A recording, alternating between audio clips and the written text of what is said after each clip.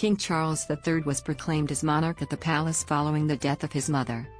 St. James' Palace is steeped in history and will forever be remembered as where the new king was announced. We look at the palace in more detail. Where is St. James' Palace? St. James' Palace is located in central London in the city of Westminster. It began life as the Hospital of St. James, which was a leper hospital founded in the 12th century. It is the oldest official residence in the capital, even pipping Buckingham Palace to the title. Built in 1531 at the request of King Henry VIII, it only became a royal residence in 1837. Read more on the royals make it rain. The royals with secret side hustles that rake in thousands. Princess and the Sea inside royals holiday paradise where princes threw X-rated parties. The palace has a rich history with some very memorable moments taking place within its grounds and building.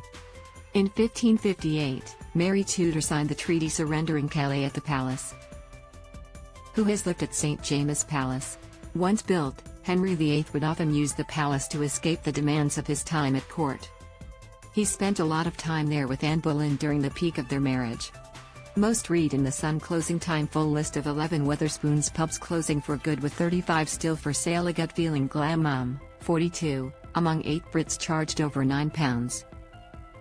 5 meters fake hotel food poisoning scamming OU.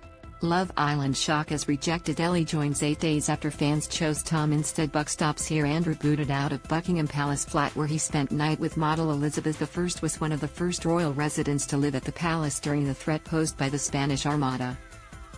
She would often leave the residence to address her troops in Tilbury.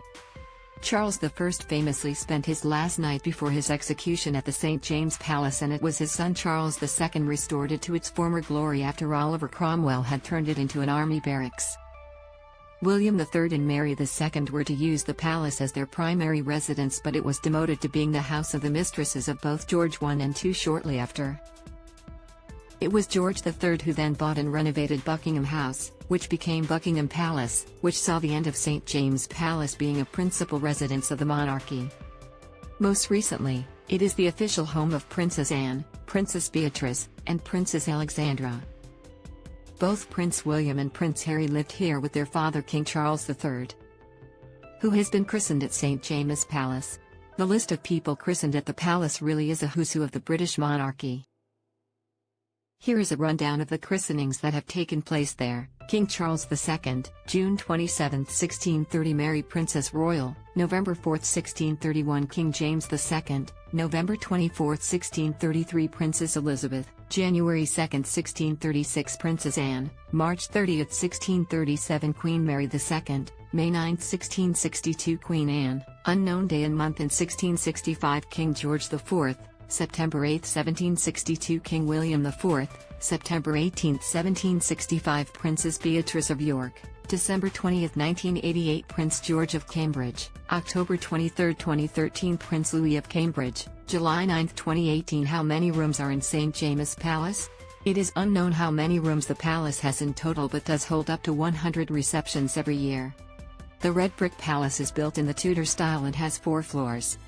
Read more on the Sun cash boost. Martin Lewis reveals how millions are missing out on free £1,000 cash wash. This traveler shares a 10p hack to banish nasty lime scale for good. It's so easy to. One of the most famous areas of the palace is the Chapel Royal, which has held many memorable royal occasions.